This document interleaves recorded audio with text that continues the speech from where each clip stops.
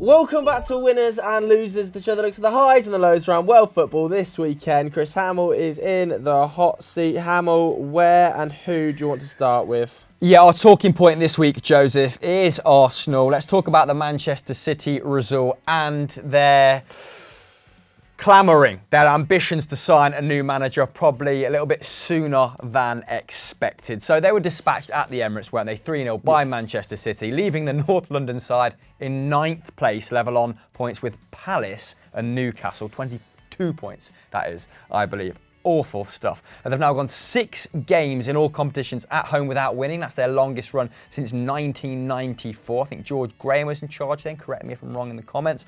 All the damage done in the first half as well, wasn't it? Only the second time in Premier League history they've shipped 3 in the opening 45 minutes. And it only took 89 seconds, basically, for KDB to wrestle control of this game over from the home side to himself, basically. He was just a one-man machine in this 90. Scored his 6th goal of the season to open proceedings. What a finish that was. There was about 7 Arsenal players staring at Gabriel Jesus, putting that ball across goal for him to latch on the end to. Their defending was torrid all game, wasn't it? He went on to score his first Premier League brace in 136 games, also assisting Sterling as well, taking his goal contributions to 16 in 15 starts this season. In the process, securing Pep Guardiola's 149th win in 200 games as Manchester City boss.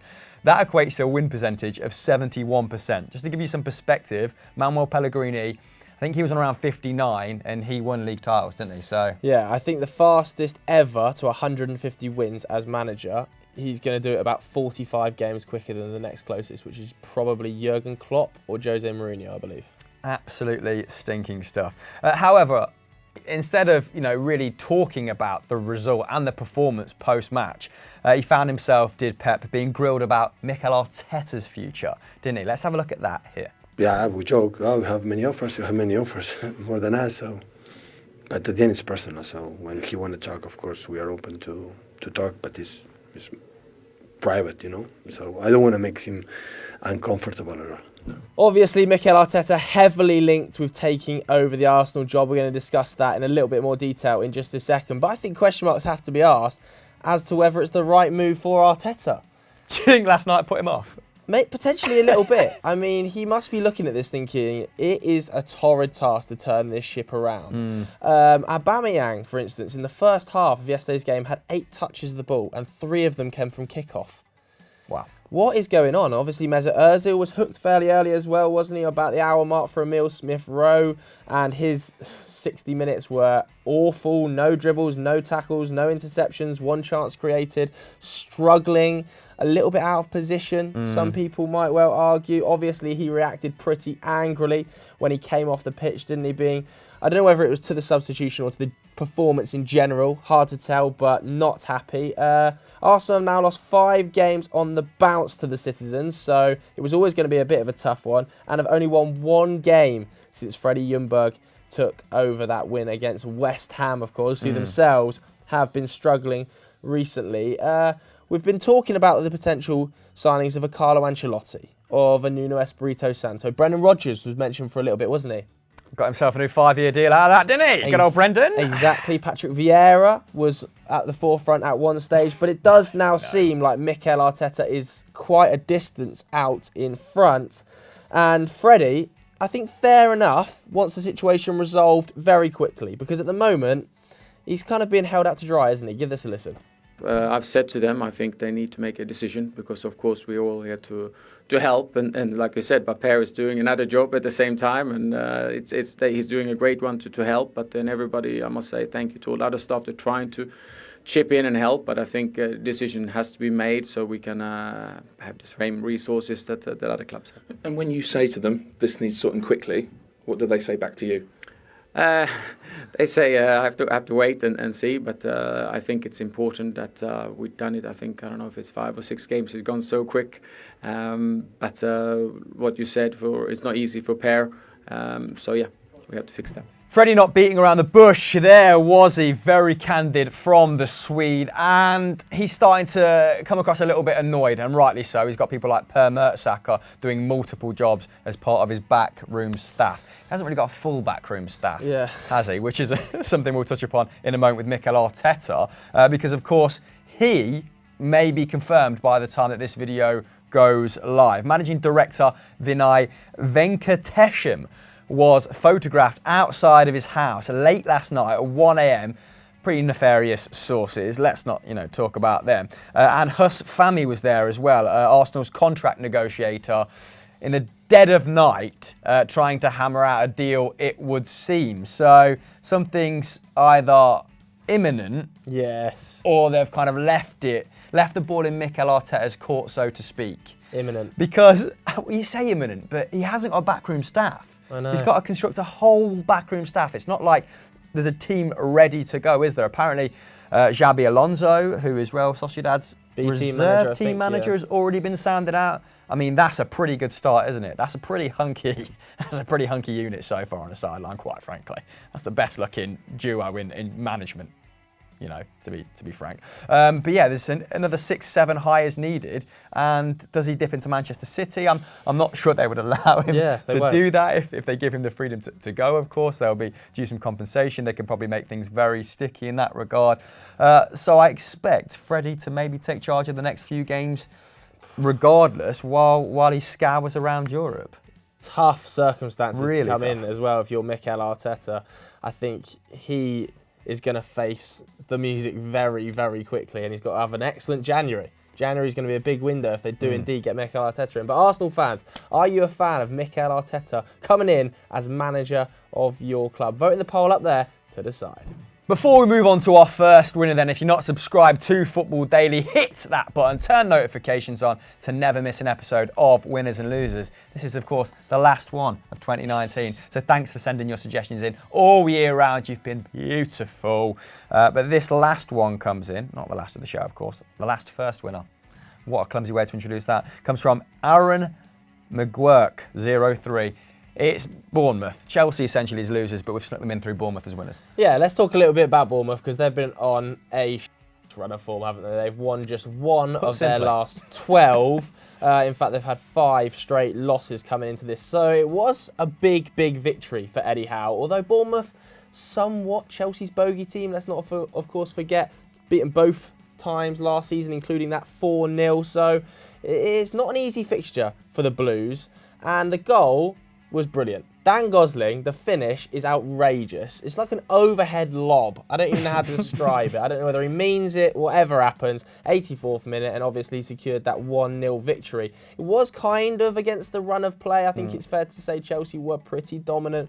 Obviously took 18 shots to 11, 66% possession in the game, had a better XG, probably should have got more out of the game, but nevertheless, Dan Gosling stepped up in a big way throughout the 90, didn't he? 3 shots, 2 tackles, 4 interceptions, and of course that overhead lob over the head of Kepa. There were some great performances at the back for Eddie Howe's men as well. The likes of Chris Mepham made 14 clearances, won 5 aerial duels throughout the game, which is no mean feat when you're up against Tammy Abraham. And I think it's fair to say Eddie Howe was a relieved man after the game because the pressure has been building. He's obviously been linked to the likes of Everton. He needed this win badly. Give this a listen. Sometimes in those times of adversity, the group can really come together, and I think we saw that today. We had a really young bench, so very, very pleased with everybody. And strength can come from this because once you get the odd player back here and there, you'll grow stronger from it. So a good lesson for us, but it's only one game. We've got to build on it. As for Chelsea, that's now back-to-back losses and 4 in their last 5. Comfortably the worst run so far in Lampard's reign.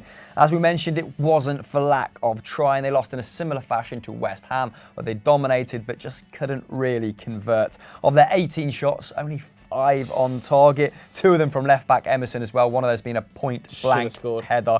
Great save from Ramsdale. Whilst just one of 10 shots from Willian Pulisic and Abraham forced to save from Ramsdale. But for all their failings at the other end of the pitch, Chelsea actually pretty sound in defence. Kurt Zouma especially, props must go to him. 97 passes completed, 2 tackles, 2 interceptions and 9 aerial duels won. So he was doing his part, and no doubt he'll be glad to see Rudiger return. Exactly. He's the rock in that Chelsea defence, isn't he? He had a decent return from his spell on the sideline as well, making 96 passes, winning 4 aerial duels in his first full 90 in the Premier League in around 2 or 3 months. Actually, it's his first appearance following injury in 2 months, right? Yeah. That was his first full 90 in the Premier League this season. Will Chelsea still finish in the top 4 though, guys? Let us know in the poll above. It's a derby next week as Chelsea take on Spurs. That's 4th versus 5th. Spurs now just 3 points behind them despite that really tricky start. Obviously a new lease of life under Jose. Bournemouth hosting Burnley ahead of a very busy Christmas schedule. Bit of a, I don't want to say a 6-pointer for both sides. I'm going to go for a 4.5-pointer. Never been heard of. But both sides will definitely want to register a win there ahead of the congested Christmas fixture list. Who's going to win out of Chelsea and Spurs? Let us know, guys. And if you call the score correctly and the first goal scorer, Joe will follow you on every single social platform. Just won't. Moving on to our first losers, a little bit of a controversial one. It was sent in by Karen, and despite a pretty good result, it's Duncan Ferguson, Emil. Yeah, and you can see why the football community at large pretty conflicted over that substitution. We'll debate it in just a second. Let's stick with the game for the time being, where Manchester United missed out on the opportunity to go 2 points off 4th place, drawing 1-1 with Everton. Bit of a bore draw. Yeah, not the best game. Interesting for the wrong reasons, perhaps, but like I said, we'll touch upon that in a minute, so stick with us. The Toffees coming off the back of a very impressive 3-1 victory against Chelsea. And the feel-good factor was back at Goodison, wasn't it? Big Dunk at the wheel. He's beaten Chelsea. Looked like he was about to get a result at Manchester United. The night ending on a slightly more sour note. But Everton taking the lead via a deflection from Victor Lindelof, wasn't it? It was a corner, Leighton Baines' corner. Did you think it was a foul, first and foremost? I saw you retweeting David De Gea yesterday. Oh, it's a tough one, isn't it? It's a really tough one. I think it probably is a foul. I think because Calvert-Lewin's arm is so high, it probably is a foul, but I can understand VAR's decision not to give it. People will be saying, oh, you're so salty. I think anywhere else on the pitch, if your arm's that high and you're blocking someone off, it's a foul. And goalkeepers usually get quite generous calls. Generous treatment. So I think it was a foul, but it was not the best bit of goalkeeping either. Yeah, so you're not totally against it standing. Okay, fair enough. Sounds pretty reasonable to me, mate. The second half, all United, though. XG had it down as 1.6 to 0.2 in United's favour in that second 45. And it was 18-year-old Mason Greenwood that did the damage with his 7th goal of the season. The kid is ice cold. Serious player. Absolute baller. What a great finish that was. Fake to kind of shape it round the defender, drag back across it, tucked in at the near post. Not the first time he's done that this season, is it? He's now the 2nd top goal scorer for the club this season and is going at a rate of a goal every 97 minutes in all competitions. Now, does he deserve to be starting more games? We talk about Phil Foden. You know, he only made his 4th Premier League start against Arsenal. Should Mason Greenwood be getting more PL minutes, Joseph? I actually think Solskjaer's managing him really well. He's time on the pitch really well. Starting the Europa League games, scoring in those, coming on around the 70th minute in most Premier League games and having a real impact. Pato spoke, didn't he, on Sunday Vibes about the virtues of bringing a new striker on towards the 70th minute and a massive upturn in XG for that striker. And that's what you're seeing with Mason. He's obviously very confident at the moment. I don't know what foot he is. Obviously scored midweek with his left, here with his left, but then took his penalty in the Carabao Cup with his right. So I don't know whether he's right footed or left footed. Either way. Which makes him a nightmare to mark. Either way, he's a problem, isn't he, if you're a defender. If he finishes this season on 13, 14 goals, his first professional season, then he's got potential to be a superstar. I think. Yeah, a great breakthrough campaign, I think, regardless of what he does from here on in, to be perfectly honest. But let's go back to the controversy then and the reason why Karen put Duncan Ferguson in the comments despite securing a pretty credible draw. Everton don't often get draws at Old Trafford. They've got a terrible record at Old Trafford, in fact. So Moise Kean subbed on in the 70th minute and subbed off in the 88th. But before we discuss it, let's hear Ferguson's reasoning. Yeah, you know what? It wasn't because of Moise Kean's performance. I just needed to make a substitution to kill a bit of time. That's all it was, because I've got so many strikers on the bench. I just decided to make that change. It was nothing personal against Moise Kean, really. So there we have Ferguson saying he wanted to waste a bit of time, which I found really, really puzzling. Didn't think it was the right call to bring Moise Kean off. I think he probably detrimentally affected his confidence there, and that does signal the end of Moise Kean's Everton career for me. I think he'll leave in January, and the Italian media are reporting as much. Just to clarify, in that 19 minutes, 9 touches, only completed 1 pass, won 0 of his 5 aerial duels, and conceded 3 fouls. So he wasn't having a good time on the pitch. By no means was he having a good time on the pitch.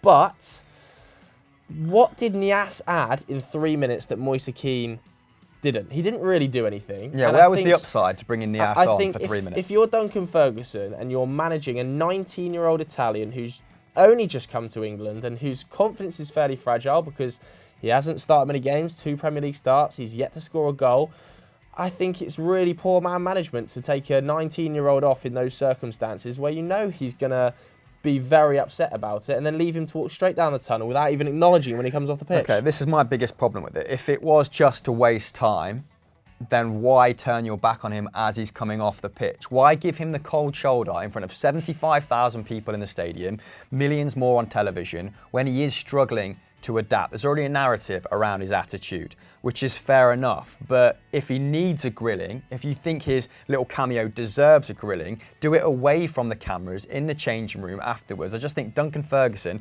is trying a little bit too hard to really create this image that he's this no-nonsense man. He doesn't need to do anymore. He has that aura already. The Everton fans love him. I had some really healthy debate with people on Twitter who had, both Duncan Ferguson as their picture, as their display picture, but were also saying it was the wrong decision. Everton fans really conflicted over it, although some of them seemingly loved it. I'm more aligned with you. I think the human cost there is far too great. Niasse, I mean, his numbers are a little bit redundant, both his and Niasse's, aren't they? Yeah, because you're coming on in a game where it's backs against the wall stuff. We've already talked about the XG that Manchester United put up second half.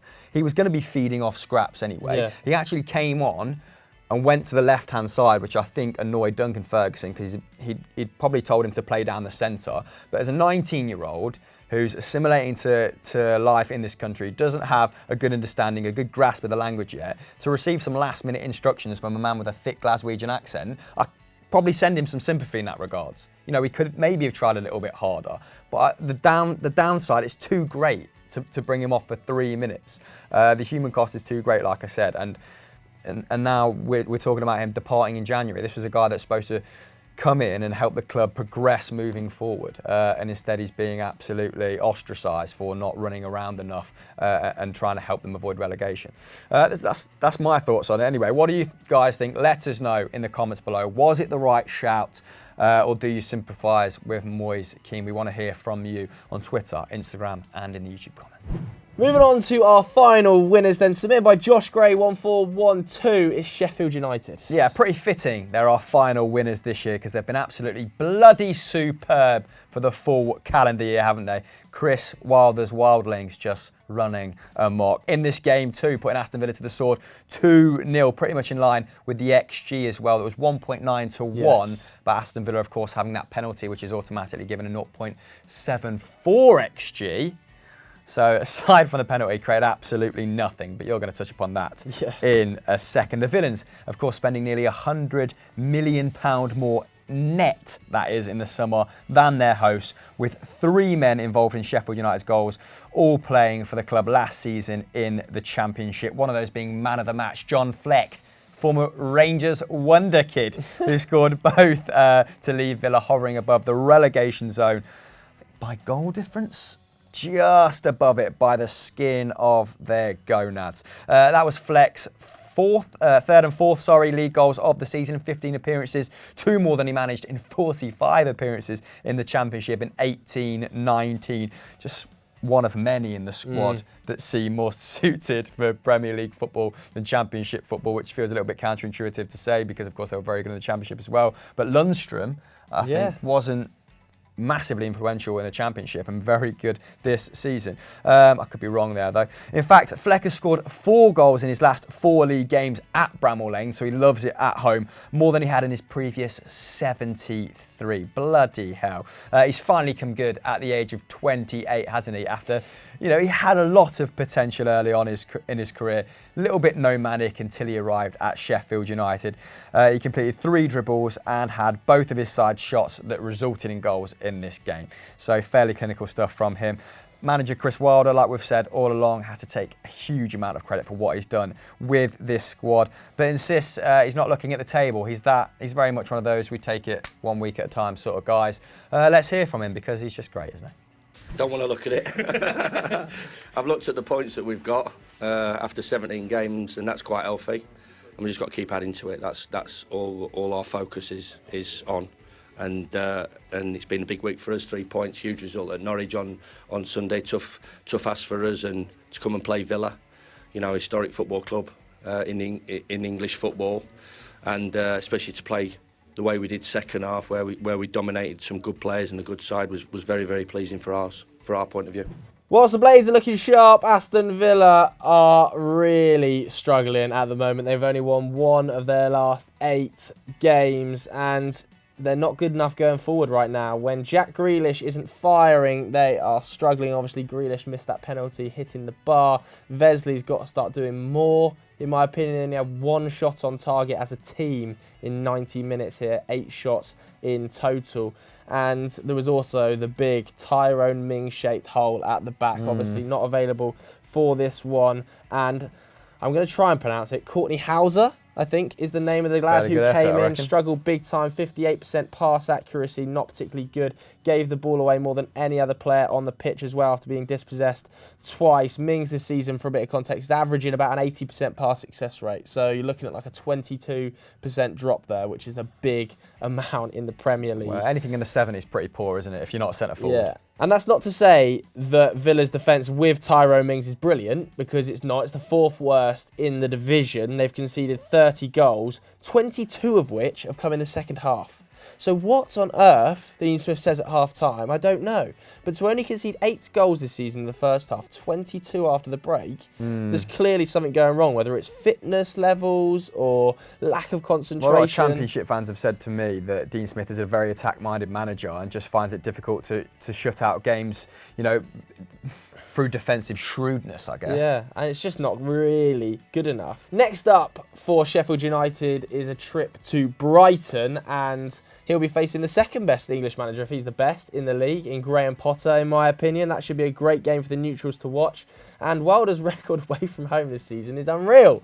Sheffield United still haven't lost away from home this season. 6 draws, to be fair, only 2 wins, but nevertheless, that is bloody impressive. I don't think they're going to be in the hunt for European football come the end of the season, but anything above 17th place is a massive achievement, because they were first name on the relegation team sheet for everybody. Everybody. Yeah, they've definitely been the surprise package, haven't they, to put it very modestly. We all had them penned down for relegation, so my apologies go to Chris Wilder for underestimating you pretty wildly. But I reckon securing European football, bit of a double-edged sword for them. They don't really... Here's me second-guessing them again. I was going to say they don't really have the squad for it. They'll probably go and win the Europa League next season. So, Joe's put his feet up. Show over. Chris Wilder, the winner of the year. Our last losers of the year then. This is pretty fitting too, given the stinky start to the season they've had. It's Watford, and this comes from Tamish Bahal. The Hornets pretty much doing the reverse Liverpool. Yeah, a little bit unlucky. I'm not going to lie. They probably deserved a point out of this game. They actually had some fantastic chances. We're going to talk about that in just a second. But we are now 17 games in to this Premier League campaign. And they've won 1. They've won 1, and they've had 3 managers. They've had more managers than they've had wins so far this year. Oh dear, it gets worse and worse, doesn't it? They have got some horrific form against teams that are top of the league as well. They never beat teams that are top of the league. 12 matches, 12 losses, a run going back to 1986 against teams that are top of the division. And what happened? They obviously lost 2-0 against Liverpool, but they should have scored 2. A battling performance. They should have scored 2 goals. Ismail Assar had an absolute stinker. How he did not score that chance, the open goal tap-in, I do not know. How the ball went backwards is even more puzzling. And Doucouré, hang your head in shame for that miss. Feels harsh. Has to hit the net. I mean, when someone Absolutely like Decore is panicking, he's their talisman, isn't he? You know you're going for a tough period. Yeah, and you will get punished. Mo Salah goes straight up the other end, doesn't he? A piece of genius to come inside and then use his weak foot to... I don't even know how he manages to wrap his foot around it, but does. It's just a most brilliant finish. Coming off the back of that brilliant finish against Salzburg, and then a brilliant finish in the 90th minute here as well. That Cruyff-term nutmeg on Kabasele that has no right to be on a football pitch. What a player he is. And the panic must be fully setting in for Watford right now. I think Pearson faces an incredibly, incredibly tough job to keep this side up. They have to sign a striker in the January window. I can only see them going down. Despite all of that, though, Pearson still positive about the game. They played with a lot of conviction today, and yes, there are disappointed players in our dressing room, but I also sensed a togetherness which is going to be important. You know, when you whatever you do in whatever world you live in, and whatever workplace you work in, I think the hardest thing is to feel isolated, and we can't do that to each other. But despite Watford being in it, like Joe said, the stats still suggest this is a game that Liverpool edged at the very least. 68% possession, double Watford shots with 16. Mo Salah accounting for 7 of them. He had the freedom of Anfield, didn't he? Yeah, that's prime CR7 number, 7 shots in a 90. Jurgen Klopp wasn't all smiles though, as the German was bemused with Mane's disallowed header. Once again, the armpits being the centre of conversation. Let's hear from him. So I don't celebrate goals anymore. Obviously, that's because we have just to wait until somebody says it's a goal. But I thought there was one pass before where maybe that was offside, but that Sadio was offside. I couldn't see, but I didn't see it back, so no idea. I think Jurgen Klopp mirrors the opinion of the football community at large, to be honest, with VAR. Let's hope they put their heads together as they plan to do, I think, early 2020 to talk about how they can tweak the rules to better implement it in the game, because it is to its detriment at the moment. But let's not get sucked into a conversation about VAR. That result leaving Liverpool 10 points clear of Leicester and 14 clear of Manchester City. Ominous. Extremely ominous. They've also tied Manchester City's 17-18 campaign in terms of the best start after 17 games. So we're witnessing Premier League history once more. These two, the best two sides we've ever seen. Absolute heavyweights. Okay, we can go back to Manchester United's side of what? The treble winning side? Not the treble winning side, sorry. Which one are we talking the one when they won Could 3 be a few. 3 years in a row. What a way to finish this show, just mumbling about Manchester United. Can anyone stop Jurgen Klopp's side? Let us know in the comments below. In fact, vote in the poll just above, because if they do, you'll have the satisfaction of voting in a Football Daily poll halfway through the season and getting it correct. Joe, what should people do if they're still watching at this point? Please go and watch ERU, because we're talking about the biggest teams from across the continent, including the likes of Real Madrid, who somehow scraped a draw at the weekend. Thanks very much for watching. Goodbye.